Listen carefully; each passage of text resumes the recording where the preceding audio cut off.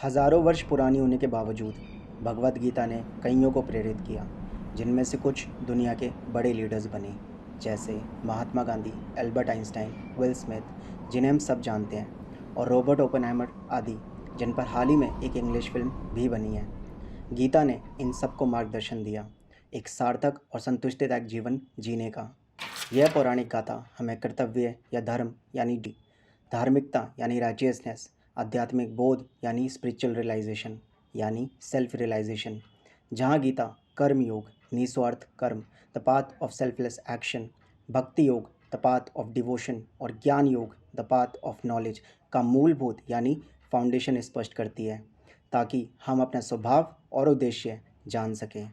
यही तीन योग मोक्ष के मार्ग यानी द पाथ ऑफ लिबरलाइजेशन भी कहलाते हैं, जिससे इंसान बिना फल से लगाव करे यानी नतीजों की चिंता किए बिना अपनी ड्यूटी यानी धर्म पूरा करने की महत्वता को समझ पाता है।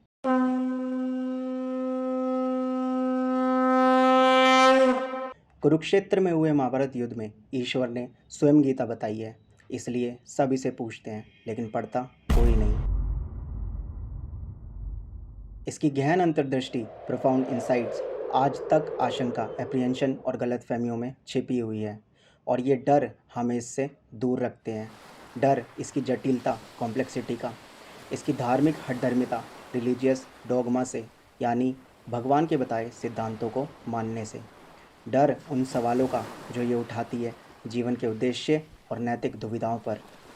लेकिन इन्हीं डरों में भगवद गीता को अपनाने का कारण और इसके छंदों में इन सवालों के जवाब निहित यानी लाए करते हैं, जो हमें अनिश्चितता के समय सांत्वना और नैतिक अस्पष्टता के क्षणों में मार्गदर्शन प्रदान करते हैं। अपने डर से लड़कर आगे बढ़ने की बजाय लोग रुक जाते हैं और कहते हैं गीता पढ़ना और समझना बहुत मुश्किल है। आइए देखते हैं कितना कठिन है। पार करते हैं दहलीज इस गहन ज्ञान और कालातीत शिक्षण की, सिद्धांत द्वारा सीमित धार्मिक पाठ समझकर नहीं, बल्कि हमारे अस्तित्व की जटिलताओं से निपटने के लिए कालातीत मार्गदर्शन पाने हेतु। कैसा लगता है गीता को पहली बार पढ़कर? महाभारत युद्ध में हमें गीता सुनने को मिली, इसलिए भगवद गीता यथारूप की शुरुआत होती है महाभारत की सारांश यानी समरी से, पृष्ठभूमि से, जिसमें बताया गया है मूलतः यानी बेसिकली यह संस्कृत महाकाव्य यानी एपिक महाभारत की एक घटना रूप में प्राप्त है, यानी एक घटना पर आधारित है।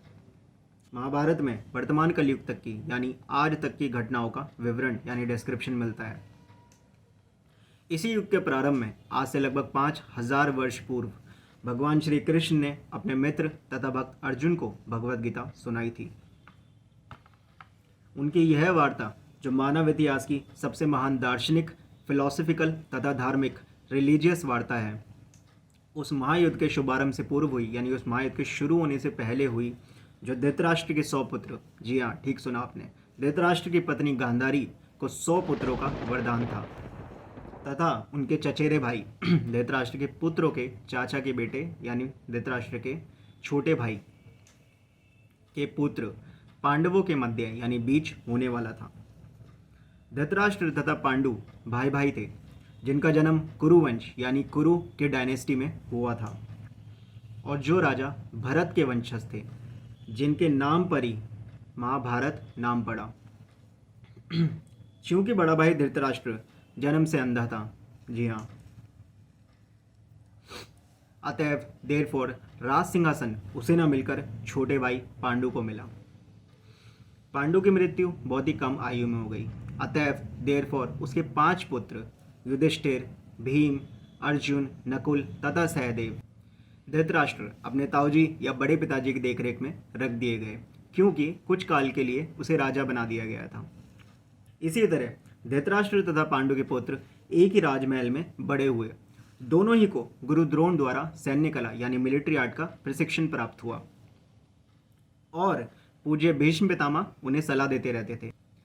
भीष्म महाराज शांतनु और गंगा के पुत्र, जिन्होंने अपने पिता की खुशी के लिए आजीवन ब्रह्मचार्य का पालन करने की भीषण प्रतिज्ञा ली थी, क्योंकि उनके पिताजी एक मत्स्य कन्या सत्यवती से विवाह करना चाहते थे, लेकिन सत्यवती केवल अपने वंश को हस्तिनापुर के राज सिंहासन के उत्तराधिकारी बनाना चाहती थी, और ये अन्याय शांतनु अपने और गंगा के पुत्र के साथ करने के लिए राजी नहीं थे। सत्यवती अपनी जिद पर बैठी रही, जिससे महाराज शांतनु दुखी और परेशान रहने लगे। इसी के कारण इतनी भीषण प्रतिज्ञा लेने पर उन्हें अपने पिता से इच्छा अनुसार मृत्यु का वरदान प्राप्त हुआ और उनका नाम पड़ा भीष्म। आगे बढ़ते हैं। इतने पर भी धृतराष्ट्र, आप भूले तो नहीं ना, 100 पुत्रों का पिता, धृतराष्ट्र का सबसे बड़ा पुत्र दुर्योधन पांडवों से घृणा और ईर्ष्या, जेलेसी एंड एनवी करता था, और अंधा तथा दुर्बल हृदय, blind and cold hearted Dhritarashtra पांडुपुत्रों की बजाय अपने पुत्रों को राज्य का उत्तराधिकारी बनाना चाहता था, ठीक अपनी परदादी सत्यवती की तरह। इस तरह धृतराष्ट्र के परामर्श यानी काउंसलिंग से दुर्योधन ने पांडु के युवा पुत्रों को जान से मार डालने का षड्यंत्र रचा। पांचों पांडव अपने चाचा विदुर तीसरा भाई, यानी 3 भाई धृतराष्ट्र, पांडु, विदुर, तीनों के पिता एक। कौन, ये मत पूछना, टॉपिक से डिस्ट्रैक्ट हो जाएंगे। लेकिन माताएं अलग अलग। विदुर दासी के पुत्र थे, बुद्धिमान और ज्ञानी थे, इसलिए उन्हें राजमहल में सम्मान और ऊंचा पद मिला। तो पांडव अपने चाचा विदुर तथा अपने ममेरे भाई कृष्ण के संरक्षण यानी सिक्योरिटी में रहने के कारण अपने प्राणों की रक्षा करते रहे। कृष्ण कोई सामान्य व्यक्ति नहीं, अपितु साक्षात परम ईश्वर हैं, जिन्होंने इस धराधाम यानी लैंड ग्राउंड में अवतार लिया था और अब एक राजकुमार की भूमिका अदा कर रहे थे। वे पांडु की पत्नी कुंती या प्रथा यानी पांडवों की माता के भतीजे थे। इस तरह संबंधी होने के रूप में तथा धर्म के पालक होने के कारण यानी पांडु पुत्रों के धर्म के पालन करने के कारण कृष्ण धर्म के पालक उनका पक्ष लेते रहे और उनकी रक्षा करते रहे। किंतु अंत में चतुर दुर्योधन ने पांडवों को जुआ खेलने के लिए ललकारा।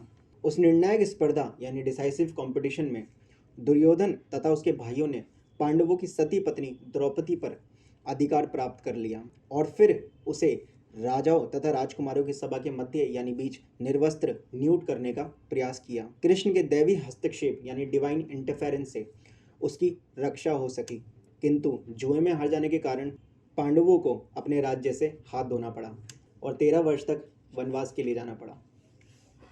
वनवास से लौटकर पांडवों ने दुर्योधन से अपना राज्य मांगा, किंतु उसने देने से इनकार कर दिया। पांचों पांडवों ने अंत में अपना पूरा राज्य न मांगकर केवल 5 गांवों की मांग रखी, किंतु दुर्योधन सुई की नोक पर भी भूमि देने के लिए राजी नहीं हुआ। अभी तक तो पांडव सहनशील बने रहे, लेकिन अब उनके लिए युद्ध करना अविसंभावी हो गया।